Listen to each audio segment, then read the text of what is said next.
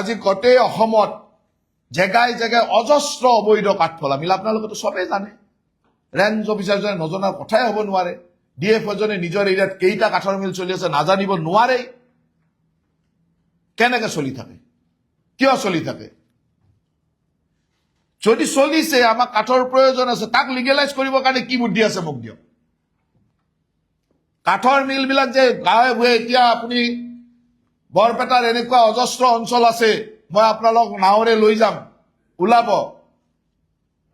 একেবাৰে চৰৰ মাজত নাৱৰে গৈ 25টা 30টা 40টা কাঠৰ মিল চলি আছে, কি আপোনালোকে নাজানে? মই এনেকুৱা অজস্ৰ অঞ্চলৰ পৰা মোৰ তাত ফটো আহে, খবৰ আহে। ইণ্টাৰনেট আপোনালোকে যোৱা আপোনালোকৰ ডিউটি নহয় নেকি? ৰেঞ্জ অফিচাৰজন ডিএফ এজনে নাজানে নেকি বৰপেটাৰ ক'ত চৰত, গোৱালপাৰাৰ পৰা ক'ত মাল আহি বৰপেটাৰ ক'ত কাটে, ব্ৰহ্মপুত্ৰৰে কোনফালেৰে মাল যে আপোনালোকে নাজানে নেকি?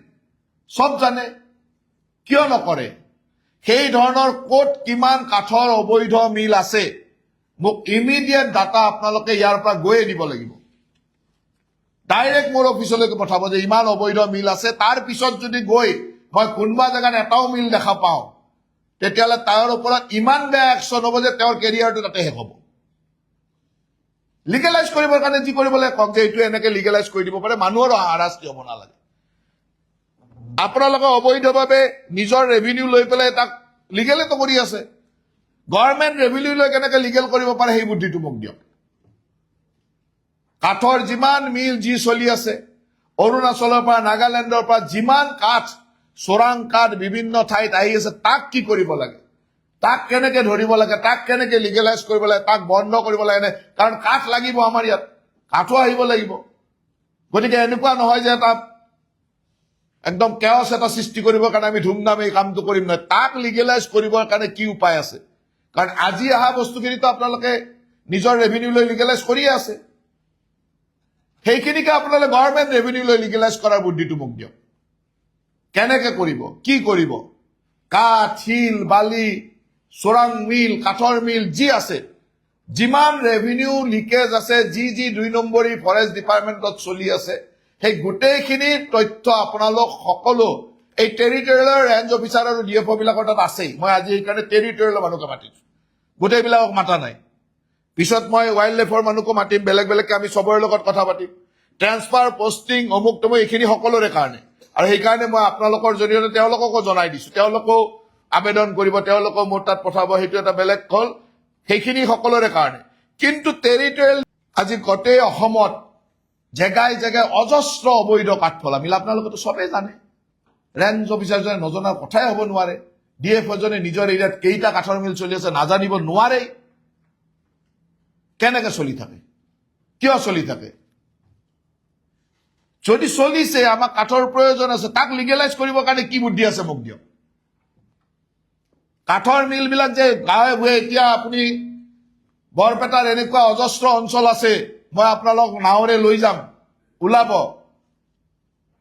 একেবাৰে চৰৰ মাজত নাৱৰে গৈ 25টা 30টা 40টা কাঠৰ মিল চলি আছে, কি আপোনালোকে নাজানে? মই এনেকুৱা অজস্ৰ অঞ্চলৰ পৰা মোৰ তাত ফটো আহে, খবৰ আহে। ইণ্টাৰনেট আপোনালোকে যোৱা আপোনালোকৰ ডিউটি নহয় নেকি? ৰেঞ্জ অফিচাৰজন ডিএফ এজনে নাজানে নেকি বৰপেটাৰ ক'ত চৰত, গোৱালপাৰাৰ পৰা ক'ত মাল আহি বৰপেটাৰ ক'ত কাটে, ব্ৰহ্মপুত্ৰৰে কোনফালেৰে মাল যে আপোনালোকে নাজানে নেকি? সব জানে, কিয় নকৰে?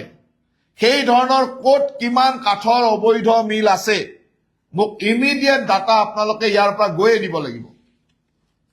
ডাইৰেক্ট মোৰ অফিচলৈকে পঠাব যে ইমান অবৈধ মিল আছে। তাৰ পিছত যদি গৈ মই কোনোবা জেগাত এটাও মিল দেখা পাওঁ, তেতিয়াহ'লে তাৰ ওপৰত ইমান বেয়া একশ্যন হ'ব যে তেওঁৰ কেৰিয়াৰটো তাতে শেষ হ'ব।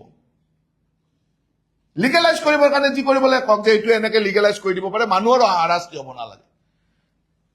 আপোনালোকে অবৈধভাৱে নিজৰ ৰেভিনিউ লৈ পেলাই তাক লিগেলেতো কৰি আছে। গভৰ্ণমেণ্ট ৰেভিনিউ লৈ কেনেকে লিগেল কৰিব পাৰে সেই বুদ্ধিটো মোক দিয়ক। কাঠৰ যিমান মিল যি চলি আছে, অৰুণাচলৰ পৰা নাগালেণ্ডৰ পৰা যিমান কাঠ চোৰাং কাঠ বিভিন্ন ঠাইত আহি আছে, তাক কি কৰিব লাগে, তাক কেনেকে ধৰিব লাগে, তাক কেনেকে লিগেলাইজ কৰিব লাগে, তাক বন্ধ কৰিব লাগে। কাৰণ কাঠ লাগিব আমাৰ ইয়াত, কাঠো আহিব লাগিব। গতিকে এনেকুৱা নহয় যে তাত একদম কেওছ এটা সৃষ্টি কৰিবৰ কাৰণে আমি ধুমধাম এই কামটো কৰিম, নহয়। তাক লিগেলাইজ কৰিবৰ কাৰণে কি উপায় আছে? কাৰণ আজি অহা বস্তুখিনিতো আপোনালোকে নিজৰ ৰেভিনিউ লৈ লিগেলাইজ কৰিয়ে আছে। সেইখিনিকে আপোনালোকে গভৰ্ণমেণ্ট ৰেভিনিউ লৈ লিগেলাইজ কৰাৰ বুদ্ধিটো মোক দিয়ক। কেনেকে কৰিব, কি কৰিব?